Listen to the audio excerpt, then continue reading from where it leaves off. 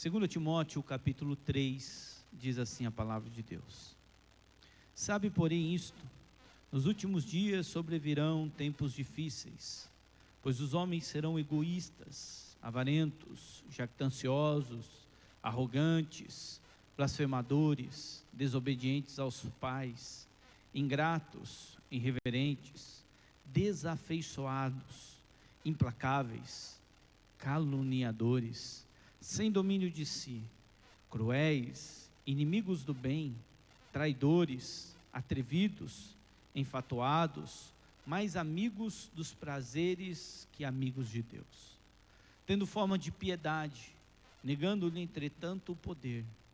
Foge também destes, pois entre estes se encontram os que penetram sorrateiramente nas casas e conseguem cativar mulherinhas sobrecarregadas de pecados, conduzidas de várias paixões, que aprendem sempre e jamais podem chegar ao conhecimento da verdade. E do modo por que Janes e Jambres resistiram a Moisés, também estes resistem à verdade. São homens de todo corrompidos na mente, réprobos quanto à fé. Eles, todavia, não irão avante, porque sua insensatez será a todos evidente, como também aconteceu com a daqueles.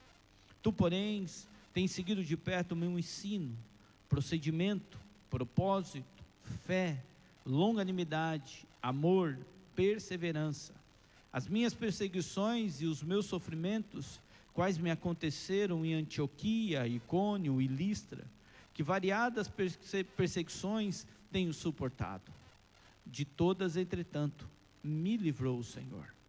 Ora, todos quantos querem viver piedosamente em Cristo Jesus serão perseguidos, mas os homens perversos e impostores irão de mal a pior, enganando e sendo enganados. Tu, porém, permanece naquilo que aprendestes e de que fostes inteirado, sabendo de quem o aprendestes, e que desde a infância sabes as sagradas letras, que podem tornar-te sábio para a salvação pela fé em Cristo Jesus. Toda a Escritura é inspirada por Deus e útil para o ensino, para a repreensão, para a correção, para a educação na justiça, a fim de que o homem de Deus seja perfeito e perfeitamente habilitado para toda boa obra. Oremos ao nosso Senhor. Eterno Deus, fala ao nosso coração. Pedimos para que o Senhor, ó Deus, nos visite nessa noite, que possamos ouvir a voz do Senhor ecoando dentro do nosso coração, e que possamos ser, ó Deus, confrontados com a verdade que muda, transforma e que traz vida em abundância, que possamos ser consolados pela sua palavra, Deus, possamos conhecer a verdade, permanecer na verdade e nunca se desviar dessa verdade. Sê conosco, em nome de Jesus, amém. Amados irmãos, nessa noite eu quero falar com os irmãos sobre o seguinte tema: a palavra de Deus como âncora em tempos de apostasia. A palavra de Deus como âncora em tempos de apostasia. Eu quero convidar todos os irmãos nessa noite a, junto comigo, mergulharmos na segunda carta de Timóteo, principalmente no capítulo 3, onde o velho apóstolo, o apóstolo Paulo, compartilha com o seu jovem discípulo, com o jovem pastor Timóteo, uma visão profunda dos desafios da vida cristã. Como aquele jovem pastor deveria se comportar diante de dias difíceis, dias em que a apostasia estaria em alta e que estaria invadindo a igreja. Nesse capítulo, o apóstolo Paulo, ele oferece um retrato vívido dos tempos turbulentos que aqueles irmãos viriam a passar, e de como é de tal importância a igreja permanecer firme, ancorada na palavra do Senhor, para que ela não se desvie, nem para a direita e nem para a esquerda. À guisa de introdução, precisamos entender o que é quando o apóstolo Paulo diz últimos dias. O apóstolo Paulo aqui não está falando de adventos que vão acontecer antes, pouco antes da volta de Cristo. Mas, na compreensão neotestamentária, nós acreditamos que entre a primeira vinda de Cristo e a segunda vinda de Cristo, nós estamos vivendo os últimos dias. Então essa é uma mensagem para aquele tempo, era uma mensagem para aquele momento, mas também é uma mensagem para os dias de hoje, para nós que estamos vivendo, como aqueles irmãos estavam vivendo, os últimos dias, os últimos momentos. O apóstolo Paulo invoca para si a autoria dessa carta. No capítulo 1, o verso de número 1, ele se diz: Paulo, apóstolo de Cristo Jesus, pela vontade de Deus, de conformidade com a promessa de Cristo Jesus. Há evidências internas e externas que essa carta foi escrita pelo apóstolo Paulo. Os pais da igreja, como Policarpo, Tertuliano, Irineu, afirmam, confirmam que foi o apóstolo Paulo que escreveu esta carta. Essa carta, ela é fantástica, ela é extremamente importante para a igreja nos dias de hoje, porque são as últimas palavras do apóstolo Paulo. É a última carta que o apóstolo Paulo vai escrever. O apóstolo Paulo esteve preso em 2 momentos da sua vida. Num primeiro momento, ele ficou numa prisão por cerca de 2 anos, numa prisão residencial, onde ele tinha uma certa liberdade. Essa é a primeira prisão.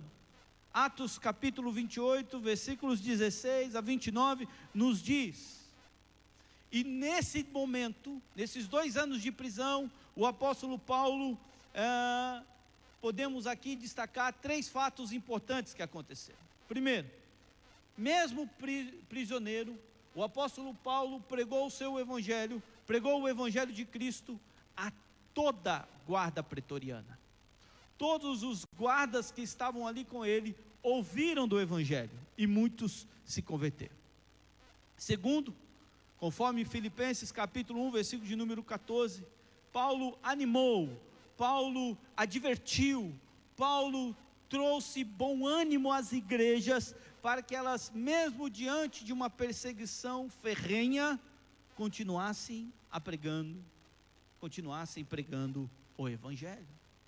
E o terceiro fato importante na sua primeira prisão é que mesmo o apóstolo Paulo estando algemado, estando preso, a palavra de Deus não estava. Ele escreve nesse tempo da primeira prisão as cartas aos Efésios, aos Filipenses, aos Colossenses e também a carta a Filemão. Mas agora o contexto é outro. Agora o apóstolo Paulo está preso na sua segunda prisão em Roma. Ele foi levado para um lugar, para uma masmorra conhecida como Marmentina. As pessoas saíam dessa masmorra por 2 motivos. Primeiro, saíam de lá porque ficaram leprosos. Segundo, saíam de lá para ir em direção à morte. A perseguição, ela está bem atenuada. No ano 64 depois de Cristo, Nero botou fogo em Roma e culpou os cristãos, os judeus. Há uma perseguição implacável sobre a igreja. E o apóstolo Paulo sabe que os seus dias estão chegando. Prisão, a masmorra de Marmentina, apenas um raio de luz, uma pena, um pouco de tinta, mãos trêmulas, já calvo, já sem forças. Essa é a situação do apóstolo Paulo.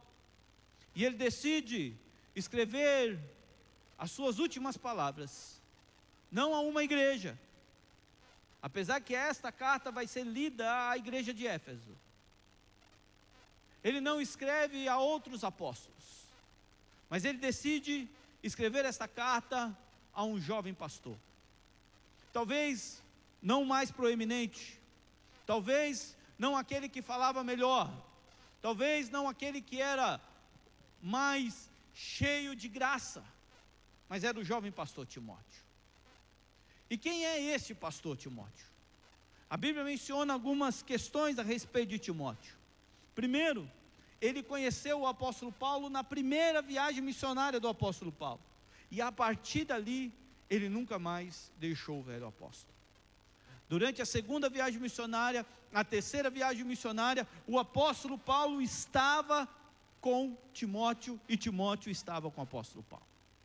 Essa carta, ela foi escrita provavelmente entre o ano 65 a 68 depois de Cristo. A propósito, provavelmente a morte de o apóstolo Paulo, que foi decapitado a mando de Nero o imperador, foi no 8 de junho de 68 depois de Cristo. Esse homem que está tecendo as suas últimas palavras, ele ministrou a igreja por mais de 30 anos, plantou igrejas, animou as igrejas, defendeu a fé, consolidou a fé, como diz 2 Timóteo capítulo 4, versículo de número 7. Combati o bom combate, acabei a carreira, guardei a fé. Esse homem, então, ensina nessa última carta a Timóteo, que Timóteo deve guardar o evangelho, que Timóteo deve ter o evangelho dentro do seu coração. Ele ensina que Timóteo deve sofrer pelo evangelho, e ele ensina a Timóteo que Timóteo deve proclamar o evangelho, pregar o evangelho, anunciar o evangelho, como a sua vida nos inspira. Mas quem é Timóteo? Timóteo era um jovem pastor. Sua mãe se chamava Eunice, seu pai de origem grega, sua avó era Loide. Ele aprendeu a palavra de Deus aos pés de sua mãe e de sua avó. O apóstolo Paulo menciona Timóteo várias vezes nas suas cartas. Ele diz que Timóteo era um cooperador, ele diz que Timóteo era um irmão e ministro de Deus, e ele trata Timóteo como um filho e ele como um pai. Esse é o carinho que o apóstolo Paulo tem por Timóteo. Algumas características de Timóteo para nós nessa noite. Primeiro, ele era jovem. Ele tinha entre 30 a 40 anos de idade. Timóteo não era alguém carismático, muito pelo contrário. As escrituras afirmam que Timóteo era tímido. No primeiro capítulo dessa segunda carta, versículos 7 e 8, vai dizer exatamente isso para nós. Ele era um menino tímido, era um jovem tímido, não era tão carismático. Na primeira carta que Paulo escreveu a Timóteo, no capítulo 5, versículo de número 23, ele afirma que Timóteo tinha que tomar um pouco de vinho, porque Timóteo tinha doenças. Era um jovem pastor que vivia doente. É para esse jovem tímido, doente, que Paulo endereça essa carta e escreve com o seu coração. De todas as cartas, de todos os escritos do apóstolo Paulo, é essa carta que o apóstolo Paulo coloca o seu coração. É a carta mais pastoral, é a carta mais humana do apóstolo Paulo. É como se ele estivesse chegando no final da corrida, no final da sua vida, e passando o bastão para o jovem pastor Timóteo. E deve pegar esse bastão e continuar a caminhada que o apóstolo Paulo andou, e até o momento ele caminhou. Mas agora observe que o capítulo de número 3 dessa carta é extremamente importante. E nós, quando olhamos para esse tema, a palavra de Deus como âncora em tempos de apostasia, temos 3 grandes ensinamentos no capítulo 3. Do versículo 1 até o versículo de número 5, o apóstolo Paulo, ele descreve como são os últimos dias. Ele mostra para Timóteo o contexto em que Timóteo está inserido, a sociedade que Timóteo está inserido. Paulo começa descrevendo que os tempos são tempos difíceis. O apóstolo Paulo, ele diz que esse tempo em que Timóteo está pastoreando, e esse tempo que nós estamos vivendo hoje, é um tempo de egoísmo, é um tempo de avareza, é um tempo de busca pelo prazer, é um tempo de falta de compromisso com a verdade. Paulo destaca que isso é uma tendência ao amor próprio, há uma tendência à desobediência aos pais, há uma tendência à ingratidão, há uma tendência à irreverência, ao egoísmo, à arrogância. Este é o retrato de uma sociedade que vive em declínio moral e espiritual. É como se o apóstolo Paulo estivesse falando dos nossos dias, do nosso tempo. John Stott, comentando estes primeiros versos desta carta, ele diz que este tempo que estamos vivendo é marcado por uma ativa oposição ao Evangelho do Senhor. A sociedade é contra o Evangelho, essa sociedade que nós estamos inseridas. E observe que o apóstolo Paulo, ele dá a Timóteo uma lista.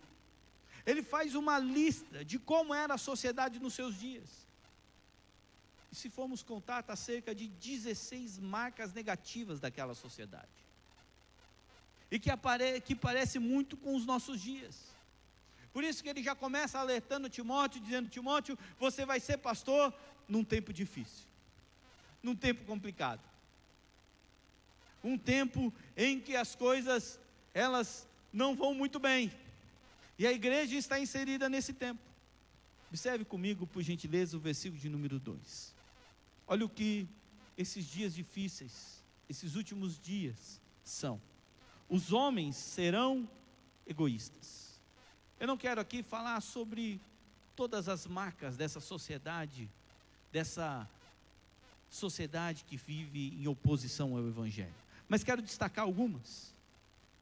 E o apóstolo Paulo faz questão de começar com a palavra egoísta. Esses homens são egoístas. A palavra grega que aparece aí é amor próprio. Ele está dizendo que um dos grandes males da sociedade é porque os homens têm um amor próprio. Eles são egoístas. Eles preferem o seu próprio prazer, o seu próprio bem. Eles não pensam no outro. Eles querem se sentir bem, e isso vem de encontro à nossa sociedade, porque quando fazemos uma leitura do nosso tempo, dessa sociedade líquida que estamos vivendo, cada um deve procurar o seu próprio bem. Cada um tem que se sentir bem. É amantes de si mesmo. A pessoa mais importante é aquela que está à frente do espelho. Nós vamos para a academia, nós queremos comprar roupas novas, queremos ficar bonitas, não para a glória de Deus, mas para dizer ao outro: eu sou e você não. Eram amantes de si mesmo.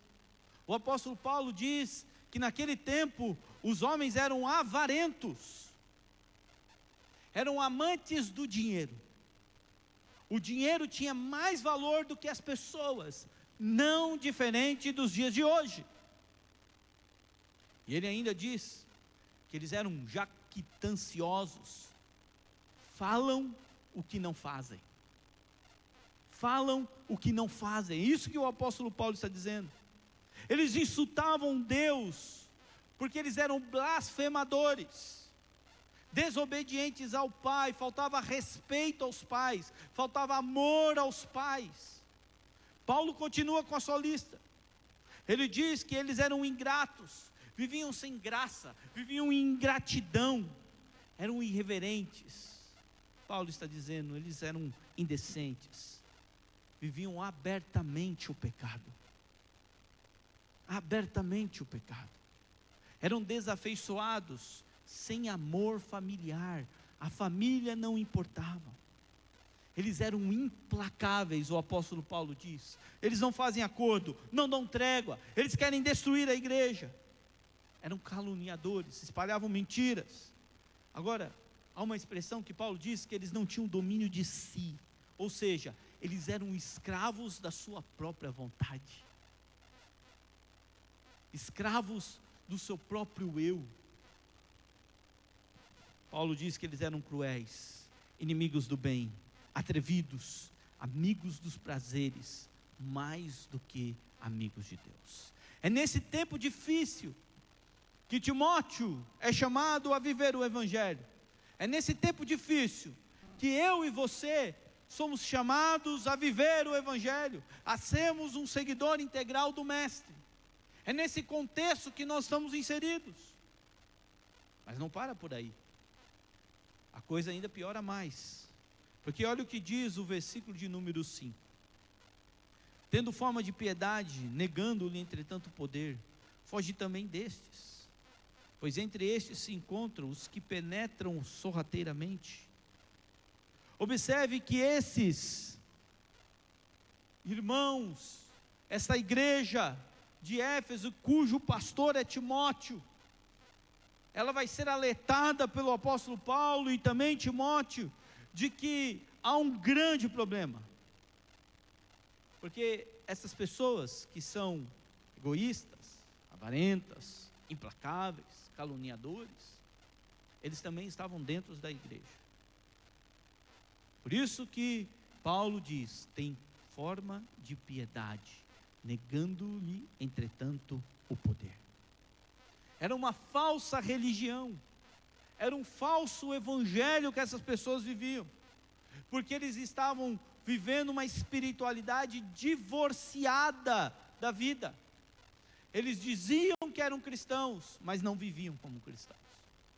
Eles diziam que amavam a Deus, mas se entregavam aos seus próprios prazeres. A falsa religião nos leva a estar na igreja, mas não nos leva a mudar de vida. Nós não queremos ouvir as pessoas nos dizendo que somos pecadores e carecemos da glória de Deus. Nós não queremos mais ouvir a palavra de Deus que nos confronta, que nos leva a abandonar a nossa vida de pecado, a abandonar os nossos pecados de estimação. Todo o evangelho que não te leva ao arrependimento é um falso evangelho. Esses irmãos estavam enfrentando exatamente isso. Eles não tinham comunhão uns com os outros, por causa desse momento difícil, por causa dessas marcas que estavam dentro da igreja. Então Timóteo teria que lidar com isso. Agora, do versículo 6 até o versículo de número 9, o apóstolo Paulo traz uma advertência contra os falsos mestres. Acompanhem comigo o versículo de número 6. Pois entre eles se encontram os que penetram sorrateiramente nas casas e conseguem cativar mulherinhas sobrecarregadas de pecados, conduzidas de várias paixões, que aprendem sempre e jamais podem chegar ao conhecimento da verdade. O apóstolo Paulo, no versículo de número 6 a 9, ele diz que darão ouvidos a um outro evangelho. Há um evangelho fake, há um evangelho falso. Paulo está advertindo o jovem pastor Timóteo sobre os perigos dos falsos mestres. Eles estavam se infiltrando nas comunidades cristãs, buscando enganar os salvos, buscando enganar os crentes. Eles eram opositores, eles eram homens maus, eles estavam buscando os seus próprios interesses. Vejamos como esses falsos mestres agiram naquele tempo e agem nos dias de hoje. O texto vai nos dizer que eles penetravam sorrateiramente nas casas. Eles não vinham de fora, mas eles estavam dentro. entravam de maneira sorrateira, principalmente quando os homens não estavam em casa, para tentar convencer as mulheres de um evangelho falso, de um evangelho que não era um evangelho verdadeiro. Eles tentavam de todas as maneiras ludibriar aquela família com um evangelho falso. Por isso que o texto vai dizer: mulherinhas que estavam sobrecarregadas de pecados e conduzidas a várias paixões, mulheres ociosas, que não tinham firmeza da sua fé. E a aplicação disso para nós é muito importante, porque há muitos que estão na igreja, mas estão dispostos a negociar a sua fé por qualquer coisa, por um momento de prazer, por uma questão financeira. Esses estão sendo convencidos por um falso evangelho, que não é o evangelho verdadeiro. Mas ainda, o texto diz, e versículo de número 8, e do modo por que Janes e Jambres resistiram a Moisés, também esses resistem à verdade. É óbvio, Janes e Jambres não aparecem no Antigo Testamento, mas aqui está fazendo menção da época de Moisés. E provavelmente Janes e Jambres eram feiticeiros que estavam do lado de Faraó e que tentavam de todas as maneiras imitar as 10 pragas. É deles que o apóstolo Paulo está falando. Esses falsos mestres, eles tentam imitar o verdadeiro evangelho. Eles tentam imitar os milagres de Deus. Eles falsificam a palavra de Deus. Eles começam a colocar na nossa mente e no nosso coração de que o pecado não é pecado. De que, qual o problema? Todo mundo peca, todo mundo faz, porque eu não posso fazer? Janes e Jambres tentaram imitar os milagres. Assim são os falsos mestres. Eles tentam de toda maneira falsificar o evangelho de Deus, a palavra de Deus. Os falsos mestres ensinam errado e praticam o errado. E praticam aquilo que é errado. Os falsos mestres vivem na falsidade, na escuridão. Eles não têm luz. Por isso a igreja tem que estar atenta nesses últimos dias, com os falsos mestres, com o falso evangelho. E nós temos contato com esse falso evangelho todos os dias, na palma da nossa mão, através dos vídeos que recebemos, das mensagens. Quantas vezes alguns irmãos replicam, postam uma palavra, uma frase bonita, e lá embaixo não observam que está escrito Allan Kardec. Um falso evangelho. Ou compartilham um vídeo em que aquela doutrina que aquele pastor está falando é de encontro com a palavra de Deus. Não é a verdade, mas é bonito, me faz bem. Isso é o falso evangelho. O falso evangelho, ele coloca o homem no centro e Deus como alguém que está servindo o homem. O falso evangelho, ele diz que você vai ter vitória em todas as circunstâncias. O verdadeiro evangelho leva você a viver uma vida de sofrer pelo evangelho. É diferente. Agora, a partir do versículo de número 10 até o versículo de número 17, o apóstolo Paulo vai ensinar Timóteo a respeito da firmeza da palavra de Deus. Então, quando ele descreve os últimos dias, quando ele faz uma advertência contra os falsos mestres, ele diz para Timóteo: disso você foge. Foge disso. Agora, ele diz que Timóteo tem que perseverar. Perseverar onde? Na palavra de Deus. Paulo vai encorajar Timóteo a permanecer firme naquele que ele aprendeu aos pés de sua mãe e de sua avó. E confiar nas Escrituras. E saber que as Escrituras é uma fonte de água viva, é a verdade absoluta. O apóstolo Paulo relembra a sua própria conduta. Ele fala dos seus sofrimentos, ele fala das suas perseguições. Ele diz: eu fui perseguido em Listra, eu fui perseguido em Icônio, mas eu não abandonei o meu Senhor. Eu não deixei ser acometido ou ser levado pelos falsos mestres. Paulo apresenta a palavra de Deus como algo que é inspirado por Deus, é útil para ensinar, para repreender, é útil para corrigir, é útil para instruir. Paulo agora foca o jovem pastor Timóteo na fonte verdadeira, que é a palavra de Deus, as escrituras sagradas. É onde eu e você devemos estar firmados. Se você está triste, se você está se sentindo abandonado, se sentindo sozinho, aonde você vai encontrar forças para continuar? Nas sagradas escrituras. Se você está passando por lutas, por dificuldades, por momentos terríveis na sua vida, aonde você vai encontrar força para continuar? Nas sagradas escrituras.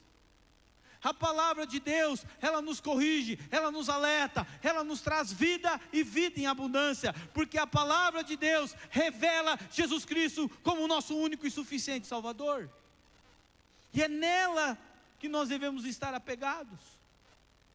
Então, o apóstolo Paulo, nas suas últimas palavras, ele alerta ao jovem pastor: seja firme na palavra de Deus.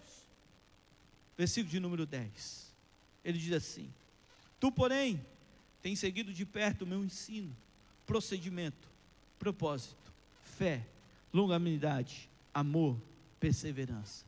As minhas perseguições e os meus sofrimentos, quais que me aconteceram em Antioquia, Icônio, Listra, que variadas perseguições tenho suportado. De todas, entretanto, me livrou o Senhor. O apóstolo Paulo diz para Timóteo que ele pode ficar firme na palavra de Deus, porque Paulo é um exemplo de que aquele que está firme na palavra de Deus, mesmo quando passa por perseguições, por lutas e sofrimentos, ele é mais que vencedor. Nós precisamos dar testemunho, nós precisamos ser um exemplo para nossa família, para nossa igreja, para nossa casa, de firmeza na palavra de Deus. Os homens que aqui estão, nós precisamos mostrar na nossa casa que as decisões que tomamos, que o caminho que nós estamos indo é na palavra de Deus. Aos pais, os nossos filhos precisam ver que nós confiamos na palavra de Deus e somente na palavra de Deus, e nada mais do que a palavra de Deus. Eles precisam enxergar em nós o que Timóteo enxergou no apóstolo Paulo. Esse homem, ele está pronto para morrer por causa de Cristo. Que exemplo que Timóteo dá. Ele demonstra a sua fé ao seu jovem pupilo, ao seu jovem discípulo. Ele diz: você conheceu de perto o meu ensino, o meu procedimento, o meu propósito, a minha fé, a minha perseverança, Timóteo. Você viu os sofrimentos que eu passei. Não abandone a sua fé. Nós precisamos ensinar isso na nossa casa. Nós precisamos ensinar isso aos nossos filhos. Precisamos ser um exemplo da palavra de Deus. Realmente precisamos carregar em nós as marcas do verdadeiro evangelho. Mas continua, versículo de número 12. Ora, todos quantos querem viver piedosamente em Cristo Jesus serão o quê? Perseguidos. Não adianta, irmãos.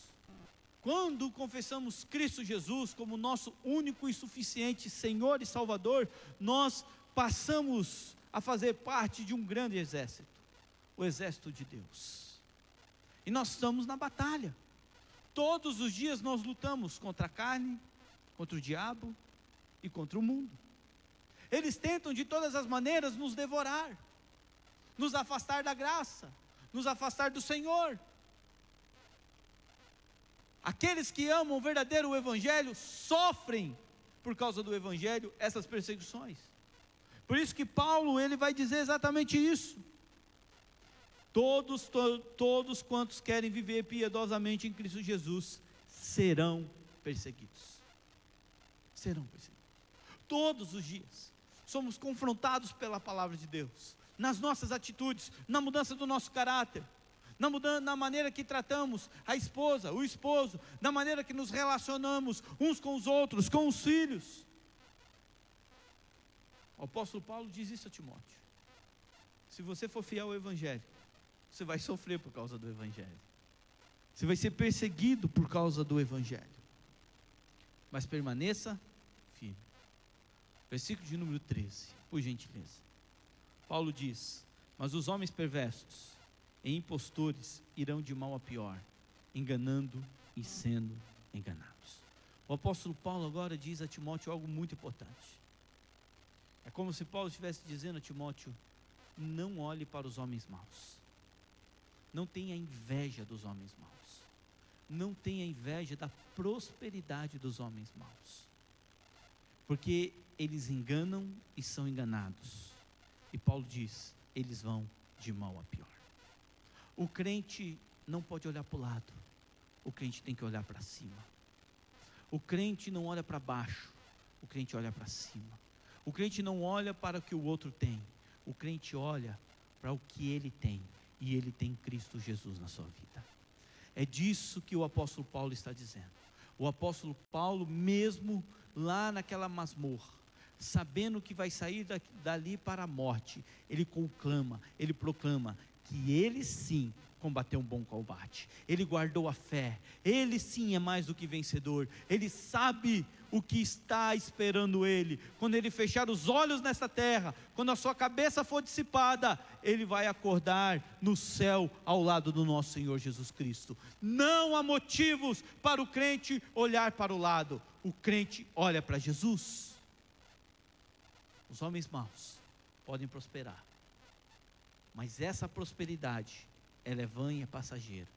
São impostores, eles irão de mal a pior, enganando e sendo enganados. Agora observe comigo o versículo de número 14. O apóstolo Paulo diz: tu porém permanece naquilo que aprendestes e de que foste inteirado, sabendo de quem o aprendestes. Paulo aqui diz: Timóteo, lembra o que você aprendeu e de quem você aprendeu, o conteúdo da mensagem, e quem ensinou o conteúdo dessa mensagem.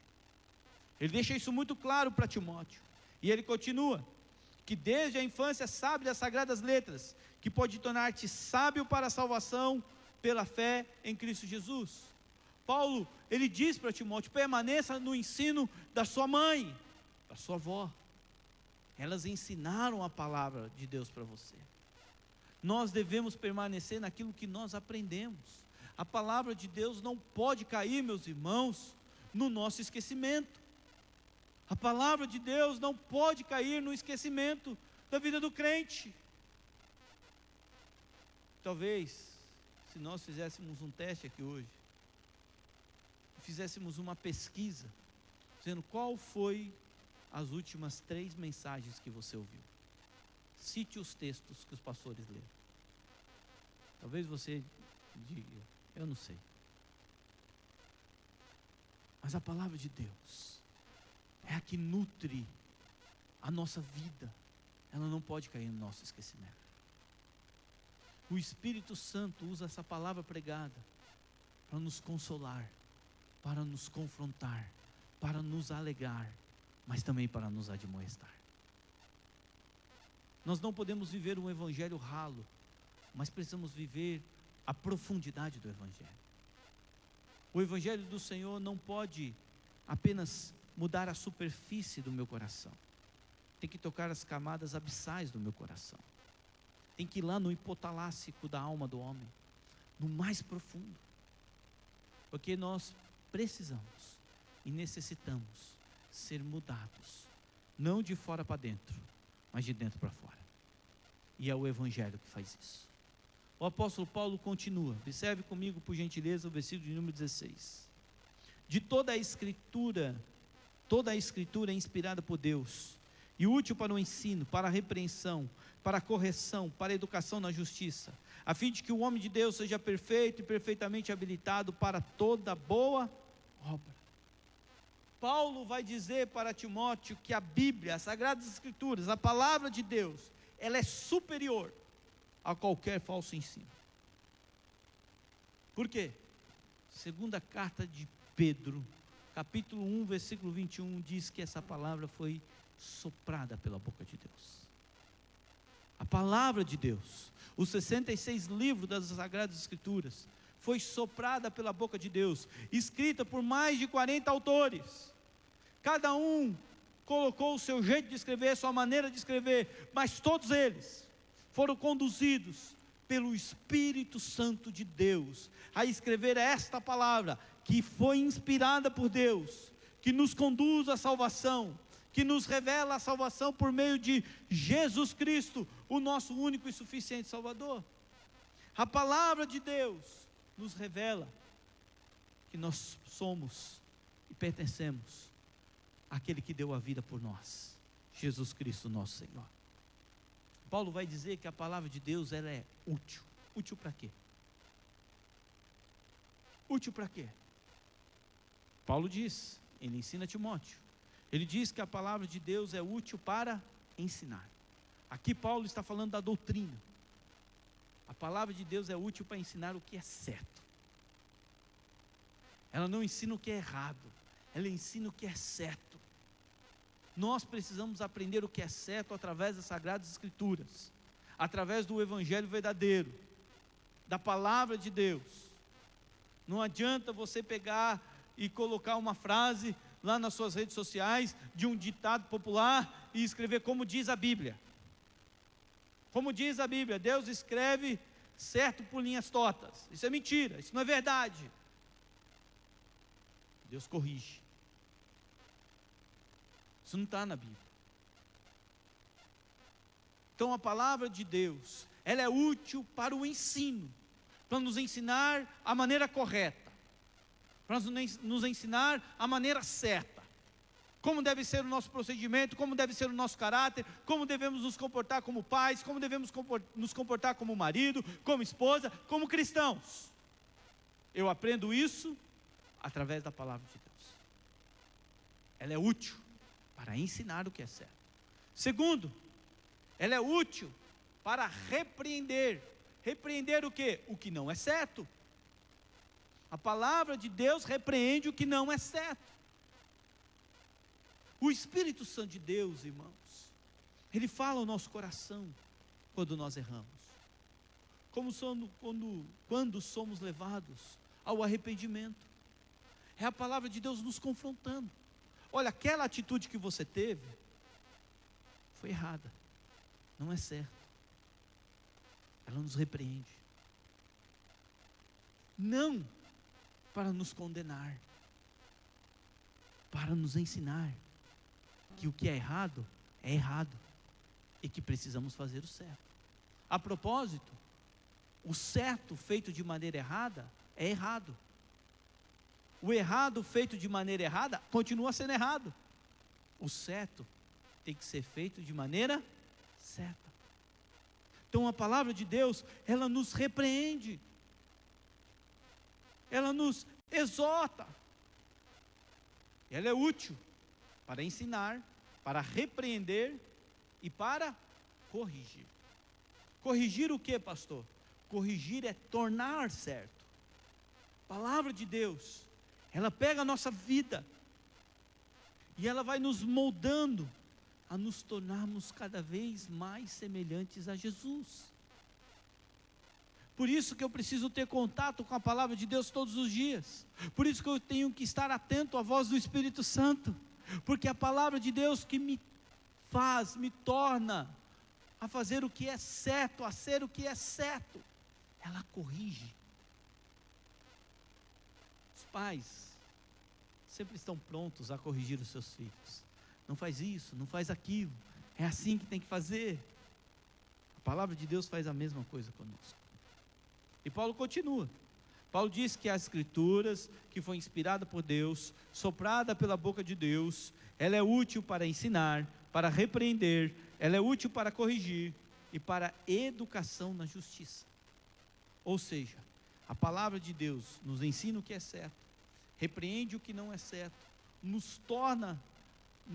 faz nos tornarmos ao certo, e ela faz nos permanecer no que é certo.